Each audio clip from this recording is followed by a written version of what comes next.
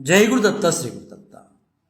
మనం పాసురంలోకి అడుగుపెట్టే ముందుగా మన అమ్మ ఆండాళ్ళ తల్లిని అంటే గోదాదేవిని ఒక్కసారి నమస్కరిస్తూ ప్రార్థన చేసి ఆ తర్వాత పాసురంలోకి మనం అందరం కూడా అడుగు పెడదాం.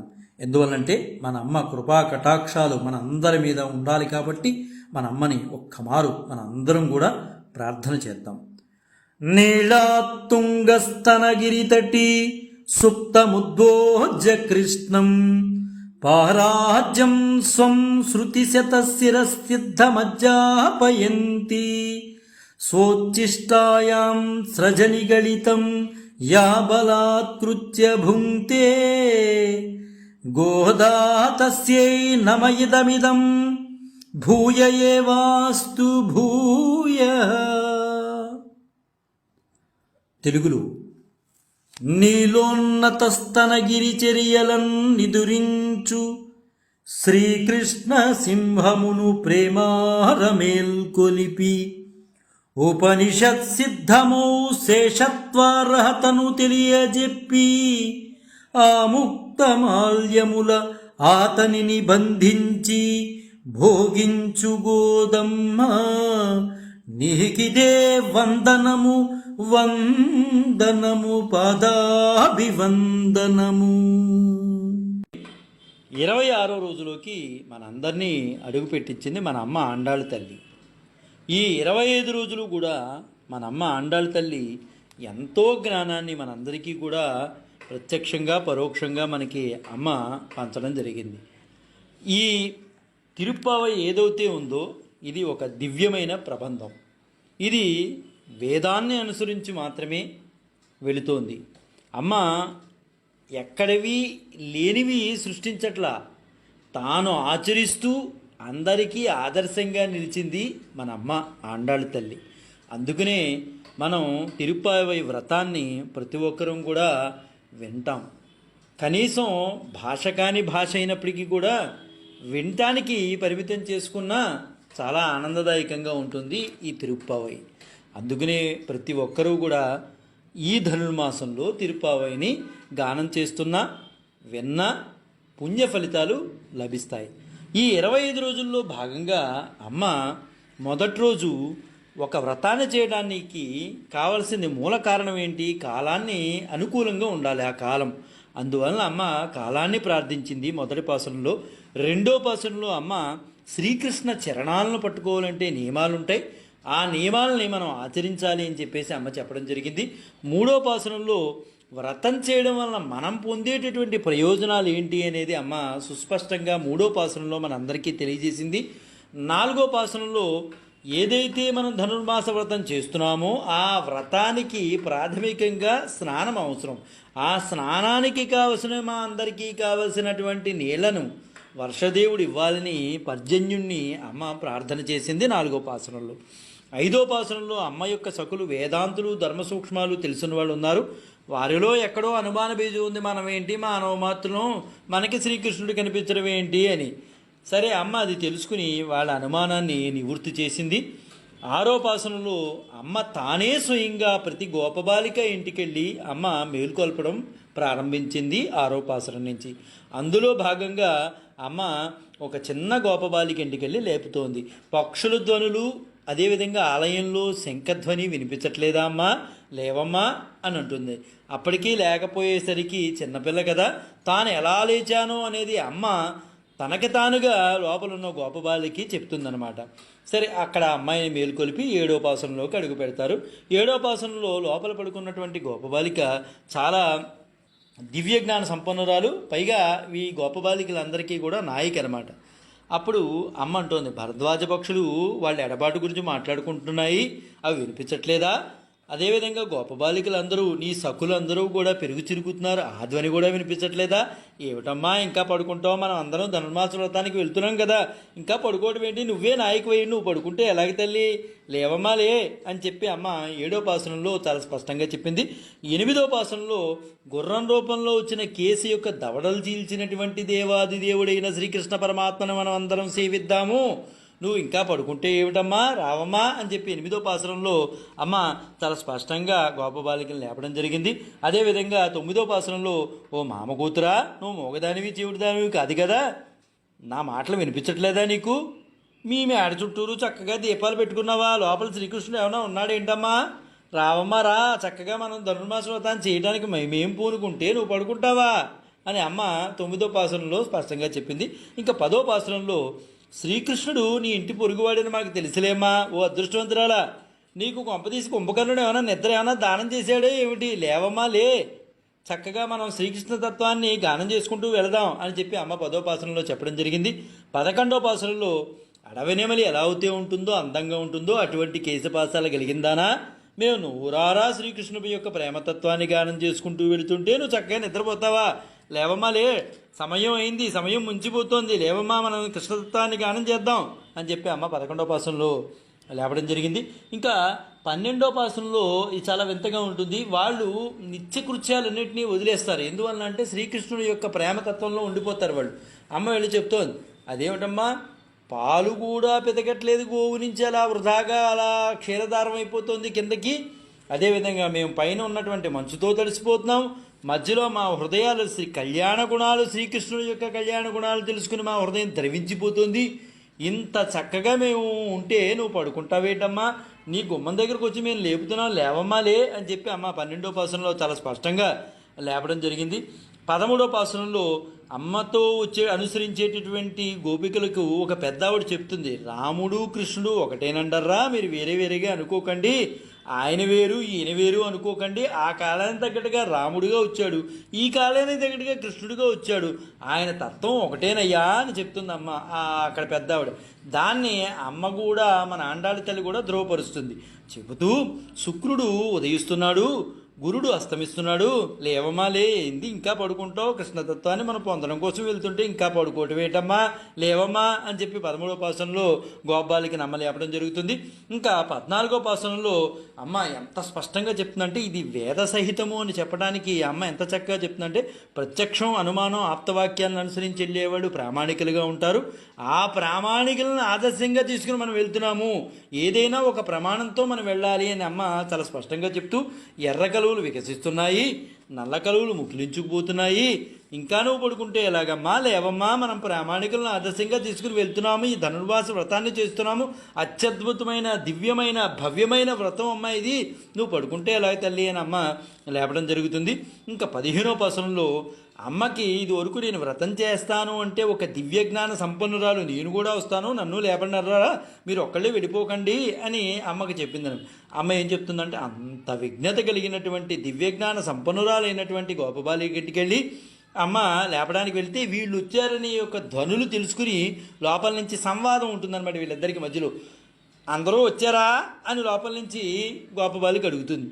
అప్పుడు అమ్మ అంటుంది, అందరూ వచ్చారు, నువ్వు ఒక్కదానివే రాలా, నీ గురించి వెయిట్ చేస్తున్నాం మేము, ఇంత విజ్ఞత కలిగిందని నువ్వు లోపల పడుకోవడం ఏంటమ్మా, రావమ్మా రా అని 15వ పాసనంలో అమ్మ చెప్తుంది. ఇక్కడికి 6వ పాసనం నుంచి 15వ పాసనం వరకు అంటే ఈ 10 మంది దివ్యజ్ఞాన పురుషుల్ని ఆళ్వార్లు అని మన పెద్దలు చెప్తూ ఉంటారు.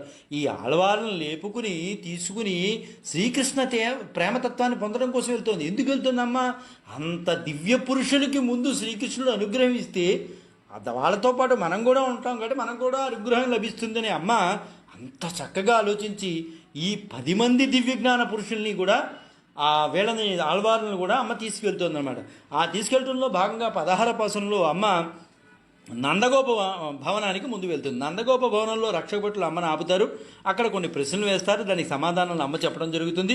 ఇంకా తద్వారా 17వ పాసనంలోకి వీళ్ళు అడుగు పెడతారు. 17వ పాసనంలో ఎలా ఉంటుందంటే, అమ్మ వాళ్ళని లోపలికి నందగోప భవనంలోకి రక్షకభటులు పంపిస్తారు. పంపించగానే వాళ్ళు లోపలికి వెళ్ళంగానే ఈ గోపికలందరూ లోపలికి వెళ్ళంగానే ముందు నందగోపుడు పానుపు కనిపిస్తుంది, తర్వాత యశోదమ్మది కనిపిస్తుంది, తర్వాత 1, 2, 3 కనిపిస్తే అక్కడ ఒక కాలు, ఆ కాలుకి కడియము కొంచెం అలా ఏదో మసకగా కనిపిస్తూ ఉంటుంది.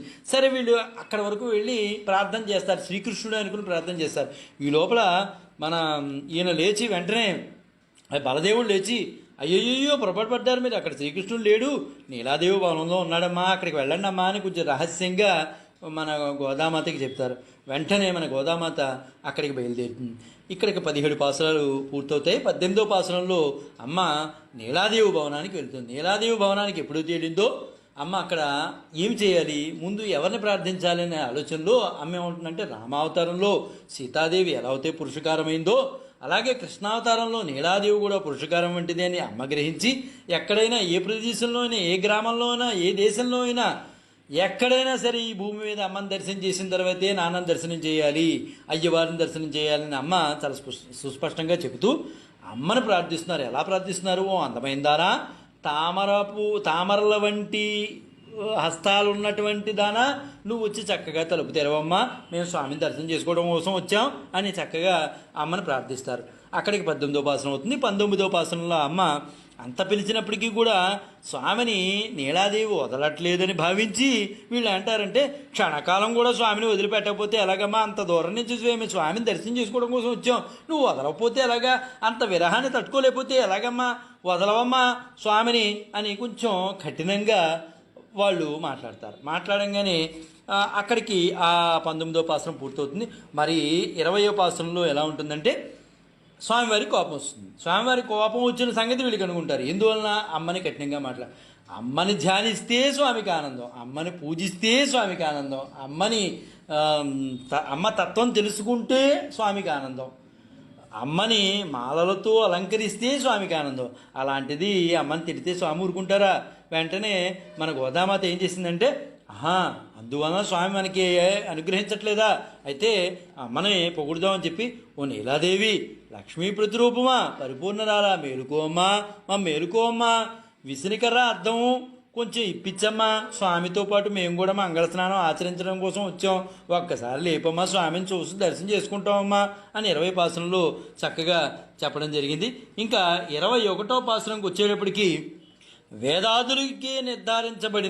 వేదాదులచే నిర్ధారించబడిన ప్రమాణం కలిగినటువంటి ఓ స్వామి, ఓ దేవతాశ్రేష్ఠుడా లేవయ్యా, వేదాదులు కూడా నువ్వు అందవు కదయ్యా, వేదాలను దాటిపోయి ఉన్నావు కదయ్యా, నీకు వందనమయ్యా, నువ్వు లేవయ్యా, మమ్మల్ని అనుగ్రహింపవయ్యా అని చెప్పేసి 21వ పాసనంలో స్వామిని కీర్తిస్తారు.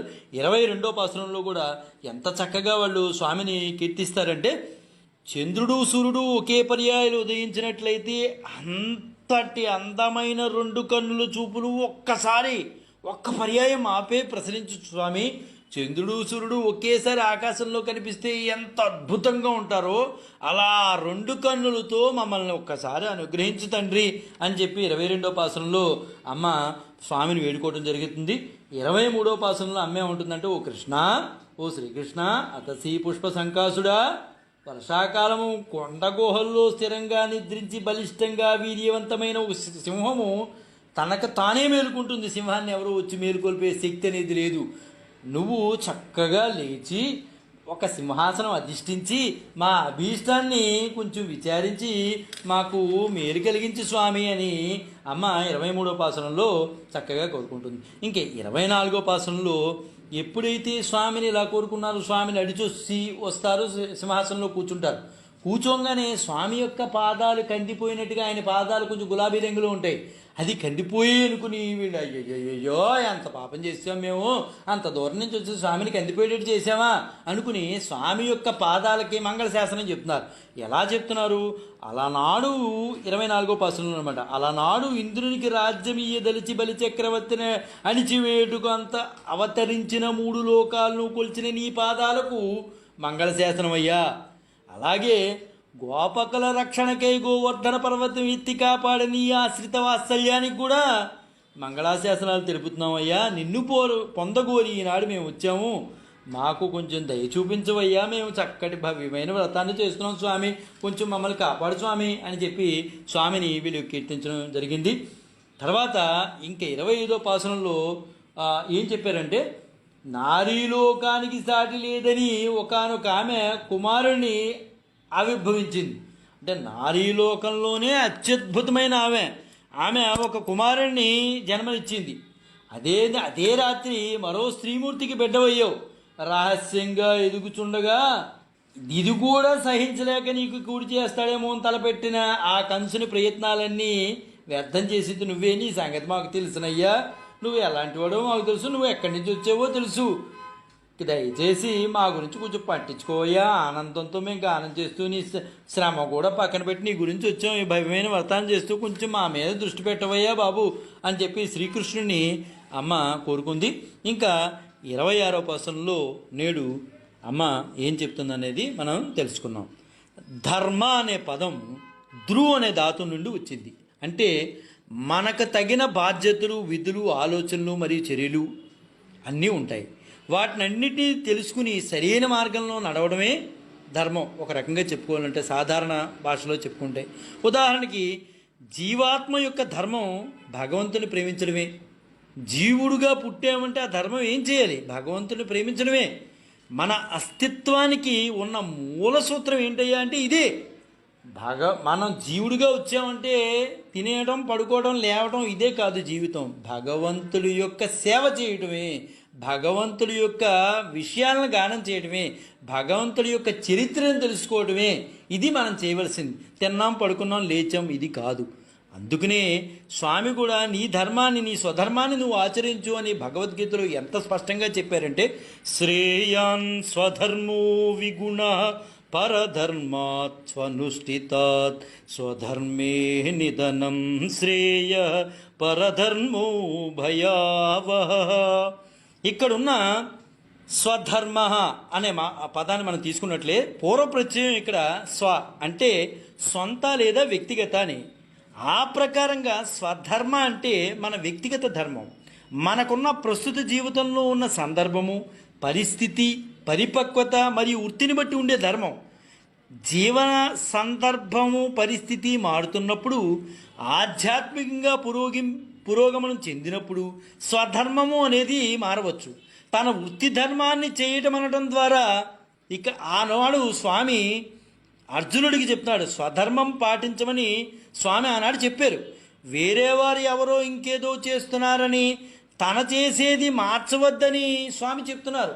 వాళ్ళు ఏదో చేస్తున్నారు, అదే నేను చేస్తాను వద్దు, నీ ధర్మం నువ్వేమవుతుందో అదే చెయ్యి, పెద్దల్ని అనుసరించు, అనుకరించుకు అని చాలా స్పష్టంగా చెప్తున్నారు. మరొకరిలాగా నటించడం కన్నా మనం మనలాగా ఉండటం ఎంత ఆనందదాయకం అండి. ఎవరిలోలాగా నటించడం మనమేంటి, మనం మనలాగా ఉండాలని స్వామి చాలా స్పష్టంగా మనకి చెప్తున్నారు. మన సహజ స్వభావం ద్వారా జనించిన విధులు ఏవైతే ఉంటాయో మానసిక స్థైర్యంతో చాలా సునాయాసంగా మనం దాన్ని సాధించవచ్చు. ఇతరుల విధులు దూరం నుండి చూడటానికి ఆకర్షణీయంగా ఉంటాయి, మనకి అలా చేయబుద్ధి అవ్వచ్చు, కానీ అది చాలా ప్రమాదకరమైంది. నీ 30 ఏళ్ల జీవితంలో నువ్వు నీకున్నటువంటి భగవద్గీతలో 701 శ్లోకాలే నీకు తెలియవు. పక్క ధర్మంలోకి వెళ్ళి పక్క ధర్మాన్ని చెడగొట్టడం తప్పించి ఎందుకండి పక్క ధర్మం, నీ ధర్మంలో నీకే తెలియదే, నువ్వే తెలుసుకోవే. పక్క ధర్మాన్ని ఏం తెలుసుకుంటావు? 30 ఏళ్ల జీవితంలో నువ్వు తెలుసుకున్నది ఏంటి? పక్క ధర్మంలోకి అడుగు పెడతావా అని. అది ప్రమాదకరమని స్వామి చెప్తున్నాడు. అది మన స్వభావంతో పొసగకపోతే అది మన ఇంద్రియ మనోబుద్ధులపై ఘర్షణకి దారితీస్తుంది. చాలా స్పష్టంగా చెప్తున్నారన్నమాట. ఇది మన అంతఃకరణకి హాని కూడా కలిగిస్తుంది. అందులోకి వెళ్ళి నువ్వు నిలబడలేవు. నేను మారిపోతా మారిపోతే నువ్వు అక్కడికి వెళ్ళి ఉంటావా? ఉండలేవు. నీ అంతఃకరణ ఒప్పుకోదు. డబ్బు కోసం వెళ్ళావు అంతే, డబ్బు కోసమే, డబ్బే పరమావధిగా వెళ్తున్నావు నువ్వు, కానీ అంతఃకరణ ఎప్పటికీ నిన్ను ఒప్పుకోదు. ఆధ్యాత్మిక పురోగతికి అడ్డంగా మారుతుంది. అక్కడ నువ్వు ఎక్కడికి వెళ్ళినా నిన్ను గుర్తించేవాడు ఎవడో ఉండడు. అసహజమైన పరుల ధర్మం చేయట కన్నా సొంత ధర్మంలో నిష్ఠగా చేయడంలో మరణించినా పర్వాలేదని స్వామి చాలా చక్కగా చెప్పారు. అందుకనే మన ఆండాళ్ళ తల్లి స్వధర్మాన్ని పాటిస్తూ మనం ఏం చేయాలి, వేదం మనకేం చెప్పింది, చక్కగా స్వామిని కీర్తించాలి. అలా కీర్తించుకుంటూ 25 రోజులు శ్రమను కూడా పక్కన పెట్టి అమ్మ ధనుర్మాస వ్రతాన్ని మనకి నేర్పింది ఎలా చేయాలి అనేది. అలాగే మన బిల్వమంగళులు కూడా ఎంతో చక్కగా స్వామిని కీర్తించారు. గోధూళి దూసరిత కోమల కుంతలాగ్రం గోవర్ధనోద్ధరణ కేళీకృత ప్రయాసం గోపీజనన్య కుచ కుంకుమ ముద్రితాంగం గోవిందమిందువదనం శరణం భజామా. ఎంత చక్కగా బిల్వమంగళుడు శ్రీకృష్ణుడి గురించి ప్రార్థించాడండి. ఎంత చక్కగా చేశారంటే ఆయన ఏమని చెప్తున్నారంటే, గోధూళి దూసరితములు గలమత్తని ముంగురులు గలవాడు, గోవర్ధన పర్వతం ఎత్తడం వల్ల కొంచెం అలసిపోయినవాడు, గోపనాంగల చనులయందు కుంకుమలచే నొప్పి మేను గలవాడు, చంద్రుని వంటి మోము గల గోపబాలనికి నేను శరణం నేను శరణం వహిస్తున్నాను, నేను ఆ పాదాలను పట్టుకుంటున్నాను, ఎప్పుడు పొందుతానో ఆ పాదాలని అని బిల్వమంగళుడు తహతాలు ఆడిపోయాట. అలాగే మన అమ్మ తిరుపావేలో ప్రమాణాలని అంటే పెద్దలు ఏదైతే చెప్పారో అది ఆచరించుకుంటూ వస్తుంది అమ్మ. పెద్దలు చూపించిన మార్గంలో వస్తుంది. శ్రీకృష్ణ ప్రేమతత్వాన్ని ఎప్పుడు పొందుతాం, ఎప్పుడు పొందుతాం, ఎప్పుడు పొందుతాం అని అమ్మ ఎంత తహతలాడిపోతూ ఉందో. తహతలాడిపోతూ శ్రీకృష్ణుడు అక్కడ కుర్చీలో అలా సింహాసనం మీద కూర్చున్నారు. ఆయన పాదాలు అలా పైకి పెట్టి ఉన్నారు. వెంటనే అమ్మ పాడుతోంది, మాలే మణివన్న మార్గళి నీరాడువాన్ మేలే యార్ செய்வனகள் மேண்டுவன கேட்டியேல் ஞாலத்தே எல்லாம் நடுங்க முரல்வன பாலன்ன வண்ணத்துவன் பாஞ்ச சென்னியமே போல்வன செங்கங்கள் போயப்பாடு உடையேனவே சாலப்புறம் வரப்பறையும் பல்லாண்டு செய்ப்பாரே கோல விளக்கை குடியே வித்தானவே ஆலியன் இலையாம் ஆருள் ஏலோரெம்பாவாய். మాలే మణివర్ణ మాలే మణివర్ణ మార్గళి స్నానము చేసి పెద్దలు చేసిన రీతిని సిరినోమునోచుటకు ఏమేమి కావలెనో స్వామి ఇక విందువా.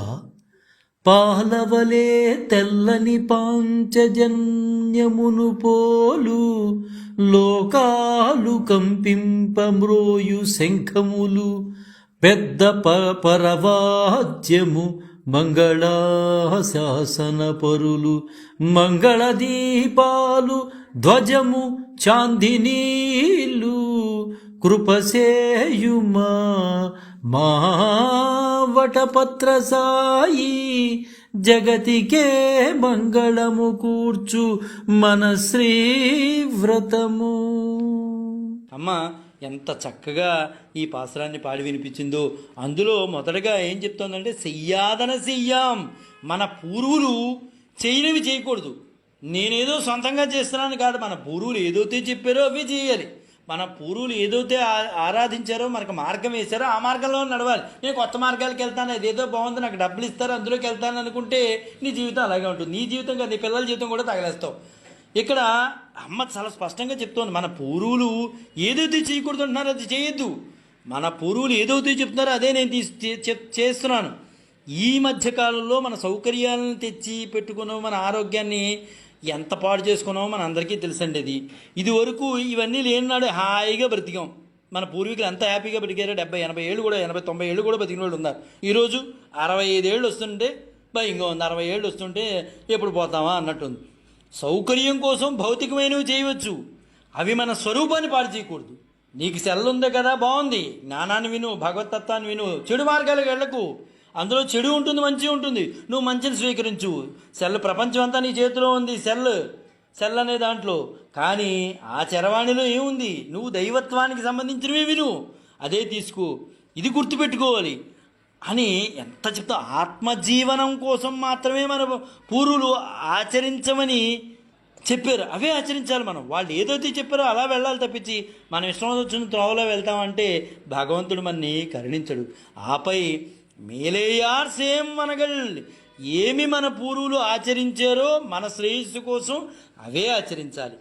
మనం చేసేటప్పుడు ఎదురువారు ఏమైనా అంటే లేదా అడ్డుపడినా వారిని ఎదురు చెప్పకుండా నానే అయ్యుడుగా నేను అంగీకరిస్తానంటూ వినయంతో లక్ష్యం వైపు చెదరని స్థితిని ఆర్జించాలి. మనం వెళ్ళే మార్గంలో అనేక మంది అసూయపరులు ఉంటారు, మన అడ్డుపడేవాళ్ళు ఉంటారు, మనం చేసే మార్గాన్ని ప్రతి దానికి అడ్డుపడేవాళ్ళు ఉంటారు. సరే, ప్రతి వాళ్ళు ఇబ్బంది పెట్టేవాళ్ళు ఉంటారు. అయితే దాన్ని నవ్వుతూ స్వీకరించి వదిలేయడమే. స్వామి ఉన్నారు, ఆయనే చూసుకుంటారు. నువ్వు మంచి మార్గం చెప్తూ వెళ్తున్నావు, నీకు అడ్డుపడేవాడిని నువ్వెందుకయ్యా, అడ్డుపట్ట ఆయన చూసుకుంటాడు. కాబట్టి అడ్డుపడేవాళ్ళని నువ్వు ఏమనొద్దు, ఆయనే మాట్లాడుకుంటారు వాళ్ళతో అని చక్కగా చెప్తోంది అమ్మ. ఈ 3 సూత్రాలు ఆచరించింది ఆండాళ్ళ తల్లి.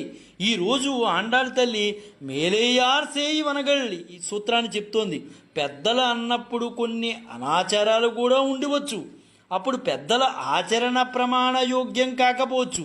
వేదంలో ఇవి తగును, ఇవి తగవు అనే నిర్ణయం చేయబడి ఉంది. వీటిని విరుద్ధంగా లేని ఆచరణ మనం స్వీకరించకూడదు. మన పెద్దలు ఏదైతే చెప్పారో అదే ఆచరించాలి. పొరపాట్లో కూడా చేయకూడదు. ఇవంతటికి కూడా మనకి ఒక ప్రామాణికం ఏంటి? మన వేదం ఏదైతే చెప్పిందో దాన్ని ఆచరిస్తూ మనం వెళ్ళాలి. నేను కొత్తగా చేసేది ఏమీ లేదని అమ్మ మన ఆండాళ్ళ తల్లి చెప్తోంది. ఇది ఒక నిరూపణ, నిజంగా చెప్పుకోవాలంటే ఒక నిరూపణ, ఒక ప్రూఫ్. స్వామిలోని ప్రేమను కనిపెట్టి వాళ్ళు ఇలా అంటున్నారు, మాలే మణివన్నా, ఓ మణిమాణిక్యమా అంటూ పిలుస్తున్నారు స్వామిని. ఎంత పొంగిపోతాడో స్వామి. అయితే తన ప్రేమను కనిపెట్టేశారు. ఇక ఎక్కడ లొంగిపోవాల్సి వస్తుందేమో స్వామి, నాకు ఈ పేరేం కొత్త కాదు అన్నాడు స్వామి. మా అమ్మ యశోదమ్మ నన్ను ఇలాగే పిలిచేది అంటే వీళ్ళు ఇలా పిలవంగానే స్వామి ఉప్పొంగిపోతాడు. బాబోయ్, ఇన్నిసార్లు పిలుస్తుంటే నేను పొరపాటు వాళ్ళ దగ్గరికి వెళ్ళిపోతానేమో అని స్వామి ఏం చేశాడు, ఈ పేరేం కొత్త కాదయ్యా, మా అమ్మ కూడా పిలిచేది నన్ను అన్నాడు. అసలు మీరు ఎందుకు వచ్చారో చెప్పండి అని అడిగాడు స్వామి వాళ్ళందరినీ గోపాలకి. మార్గిర్ నీరాడువాన్, మార్గశిర స్నానం చేయడానికి మేము వచ్చామయ్యా అని చెప్పారు వీళ్ళు. అయితే ఎవరు చెబితే చేస్తున్నారు అని అడిగాడు స్వామి. మీరు మార్గశిర స్నానం చేస్తున్నాను అన్నారు కదా, ఎవరు చెప్తే వచ్చారు మీరు అని స్వామి అడిగాడు. మేలేయార్ సేవనగల్ వేండువనా, ఎంత చక్కగా చెప్పారండి. నేను నాకు స్నానం చేశారు, నేను చెప్పాను ఇవి కాదు. అమ్మ గోదామాత ఎంత స్పష్టంగా చెప్పిందో, నేనే చెప్పాను అలా. మా పెద్దలు ఆచరించింది కాబట్టి స్వామి మేము ఆచరిస్తూ వచ్చాం, మేం చేస్తున్నాం. మా పెద్దలు చెప్పిన దాన్ని మేము తూచా తప్పకుండా ఆచరిస్తున్నాం. దృఢమైన ప్రమాణాన్ని పట్టుకున్నాం, మా వేద ప్రమాణం స్వామి. మన వేద ప్రమాణాన్ని పట్టుకుని మేము వచ్చాం. మా పెద్దలు ఇలా వెళ్ళు అని చెప్పారు, అలా వచ్చాం. నేనేం చెప్పలేదు అమ్మ, అక్కడ అహం చెప్పలా. ఎప్పుడైతే నేను అనే పదం అనలేదు, మేము అందరం కలిసి వచ్చామందో అమ్మ, వేదం అదే కదండి, అందరినీ కలిసి చేయమనే కదా చెప్పింది, భగవత్ తత్వాన్ని పొందడం కోసం. ఎంత ఆనందపడిపోయాడో ఆయన. ఆనందం పెదవుల నుంచి వచ్చేస్తుంది, ఎక్కడ బయటపడిపోతానో అని చెప్పి ఆయన అలా మాట్లాడకుండా ఉండి తన ఆర్ట్తో వీళ్ళంతా అట్టే చూస్తూ ఉండిపోయాడు స్వామి. మా పెద్దలు చెప్పిన దోవలో మేము వస్తున్నాం, మా పెద్దలు చెప్పారు కాబట్టి వచ్చాం అనగానే ఎంత ముడిసిపోయాడో, నవ్వు వస్తుంది, ఆపుకుంటున్నాడు ఆయన. కేటీఎల్ వినపడుతుందా మేము అడిగింది అని అడిగారు. అయితే మీకు ఏం కావాలో ఒక్కొక్కటి చెప్పండి అని అడిగాడు స్వామి. వీళ్ళు అడిగారు కేటీఎల్, స్వామి మేము అడిగింది మీకు వినిపిస్తుందా అనగానే స్వామి అన్నారు, మీకు ఏం కావాలో చెప్పండి అయ్యా, నేను ఇస్తాను అన్నారు. వీళ్ళు ఒక్కొక్కటి చెప్పడం ప్రారంభించారు. న్యాలత్తే ఎల్లాం, భూమినంతా నడుంగా వణికించేటట్లుగా, మురల్లవన ధ్వని చేసేటట్టు, పాలన్న వన్నత్తు పాలవలే తెల్లగా స్వచ్ఛమైన కాంతి కలిగిన, పాంచజన్యమే పోల్వన, నీ పాంచజన్యాన్ని పోలిన సంగంగల్ శంఖాలు కావాలి అని అడిగారు. స్వామి నీ పాంచజన్యాన్ని పోలినటువంటి పాంచజన్యం పోలినటువంటి శంఖాలు మాకు కావాలి అని అడిగారు. నీ పాంచజన్యాన్ని పోలినా అని చెప్తున్నారు ఎందుకంటే భగవంతునికి శంఖ చక్రం ఈ అసాధారణ ఆయుధాలు మామూలు కావు. ఆ ఒక్క శ్రీమన్నారాయణ దగ్గర మాత్రమే ఉంటాయి, ఎవరి దగ్గరికి వెళ్ళవు ఆ శంఖ చక్రాలు. ఈ మధ్యకాలంలో ఎవరు పడితే వారికి పెట్టేసుకుంటున్నారు శంఖ చక్రాలు అనేవి. అసలు ఈ శంఖ చక్రాలు అనేది స్వామికి తప్ప మిగతా వాళ్ళ దగ్గర ఉండడానికి వీల్లేదు, ఇదంతా ఫ్యాషన్. ఈ శంఖ చక్రాలను భరించేటటువంటి శక్తి స్వామికే, ఇంకెవరికీ లేదు. అది చాలా తప్పు. ఈ మధ్యకాలంలో ఎవరు పడితే వాళ్ళు పెట్టేసుకుంటున్నారు, ఇది చాలా తప్పు కూడా. ఆనాడు యుద్ధరంగంలో శంఖాన్ని ఊదినప్పుడు పాండవులకి ఎంత ఆనందం వేసింది, ఎంత ధ్వని వచ్చింది. కానీ అదే ధృతరాష్ట్ర సంతానానికి గుండెలు పగిలిపోయి ఆ పాంచజన్యాన్ని పోలినటువంటి శంఖాలు మన వాళ్ళు అడుగుతున్నారు. ఎవరైతే పాండవులకు ఆనందం కలిగించిందో, ఏదైతే ధృతరాష్ట్రుడికి గుండెలు పగిలిపోయిగా చేసింది ఏదైతే ఉందో ఆ పాంచజన్యాన్ని అడుగుతున్నారు వీళ్ళు. దానికి సమానంగా ఉండేటటువంటి పాంచజన్యాన్ని అడుగుతున్నారు. సాయుధ్యాన్ని కాంక్షించినప్పుడు భగవంతుడు సాన్నిహిత్యం కావాలి కదా, అందుకే మొట్టమొదట ప్రణవార్థం ప్రకాశించవాలని కోరుతున్నారు. శంఖాన్ని మన గోపబాలికలు ఓంకారంతో పోలుస్తున్నారు. ఓంకారం ఎలా ఉంటుంది అంటే దాన్ని అనుష్ఠించినప్పుడు మనదైన ఈ శరీరం అనే భూమి ఒక్కసారి వణుకుతుంది. అందులో ఉండే అపార్థాలన్నీ కూడా తొలగిపోతాయి, జ్ఞానం ప్రకాశిస్తుంది. ఓంకారం ఏం చెబుతుంది? అకారమైన పరమాత్మకే మకారమైన నేను చెందిన వాడిని అన్ని అవస్థలందు వాడి సేవ చేయవలే అని చెప్తుంది. ఇదే మనకి చెప్పేది. తన పాంచజన్యాన్ని పోలిన శంఖాలు అడుగుతున్నారు ఇక్కడ గోపబాలికలు. ఇది ఇవ్వడం కష్టమని అనుకున్నాడు స్వామి. సరేలే ఇంకేం కావాలి మీరు చెప్పండి, పరమశివుడికే ఇవ్వలేదు ఆయన ఇంకెవరికి ఇస్తారు, సరేలే ఇంకేం కావాలి చెప్పండి అని అన్నాడు కృష్ణుడు. మాకు ఇంకా ఏం కావాలంటే పోయిప్పాడయ్యనవే సాలం పెరువర్తలే, శక్తివంతమైన చాలా పెద్ద వాయిద్యం కావాలి స్వామి మాకు అని అడిగారు. ఇంకేం కావాలి మీకు అని అన్నాడు స్వామి. పల్లాండి చెప్పారే, పల్లాండి పాడేవారు కావాలి స్వామి ఇంకా మాకు అన్నారు. మొదటేమో శంఖం అడిగారు, రెండోదేమో పెద్ద వాయిద్యం అడిగారు, మూడోదేమో పల్లాండి పాడేవారు కావాలన్నారు. ఇంకేం కావాలి అని అడిగాడు. కోల వెళక్కి ఆరని నిలువు దీపం కావాలి స్వామి, మేము అలా పట్టుకెళ్తూ ఉంటే అది ఆరకూడదు నవ్వుకుని అన్నాడు అనమాట ఆయన. అయితే ఇన్ని కావాల్సిన అడుగుతున్నారు మీరు. సరే, గోష్ఠితో వెళ్ళేటప్పుడు మంగళకరంగా ఉండాలి కదా స్వామి, మీరు చెప్పండి. దీపం లేకుండా వెళ్తామా? మనది దీపాలు అర్పేటటువంటి సాంప్రదాయం కాదు కదా స్వామి, దీపాలు వెలిగించే సాంప్రదాయం మంది. కాబట్టి దీపాన్ని పట్టుకుని ఆరకుండా వెళ్ళాలి స్వామి. మన సాంప్రదాయం ఏం చెప్తుంది? ఈనాడు దీపాలు ఆర్పేసుకుని పుట్టినరోజులు చేసుకుంటున్నారు. అది కాదు మన సాంప్రదాయం. దీపాన్ని వెలిగించుకుంటూ మంగళప్రదంగా వెళ్తున్నాం స్వామి అని అమ్మ ఎంత చక్కగా చెప్పిందో. ఇంకేం కావాలి మీకు అని అడిగాడు స్వామి. కొడి ధ్వజం కావాలి, ఇంకేమైనా కావాలా అని అడిగాడు స్వామి. వితానమే, మంచు పడకుండా కొంచెం గొడుగు కావాలి స్వామి, గొడుగు మాత్రం ఇప్పించండి, ధ్వజం కావాలి, గొడుగు కావాలి అని అడిగారు. మీరు అడిగినవి ఒక్కొక్కటి ఇవ్వడం కష్టమేగానే ఉంది నాకు అనిపిస్తోంది అని శ్రీకృష్ణుడు అన్నాడు. ఏమయ్యా, నువ్వెవరో మాకు తెలుసులేవయ్యా, నువ్వెవరో తెలియదు అనుకుంటున్నావు మాకు, ఇవన్నీ వినేసి మాకు కష్టంగా ఉందంటావా నువ్వు అని గోపాలికలు అన్నారు. ఆలిన్ని ఇలయ్యాయ్, అన్ని లోకాలను నీ పొట్టలో పెట్టుకుని అప్పుడప్పుడు వికసించిన వాడివి నువ్వు, తిరిగి ఇన్ని లోకాలను బయటికి తేగలవు నువ్వు, అన్ని లోకాలను నీ పొట్టలో మింగేసావు, అన్ని లోకాలను బయటికి తీయగలవు నువ్వు. మేము అడిగిన ఇవ్వలేవా? నీ సామర్థ్యం లేదంటే మేము నమ్మాలా?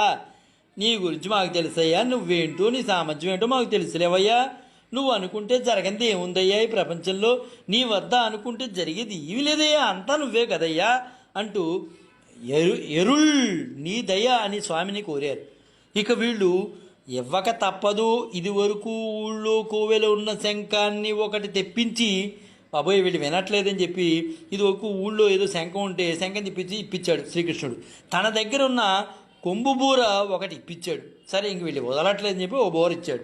స్వామి సంబంధం గలను కాబట్టి వీళ్ళు ఎంత ఆనందపడిపోయారు. స్వామి చేత్తో ఏమి ఇచ్చినా ఆనందమే కదండి, చిన్న అణువు ఇచ్చినా ఎంత ఆనందపడిపోతాం మనం, అలాగే ఎంత ఆనందపడిపోయారు.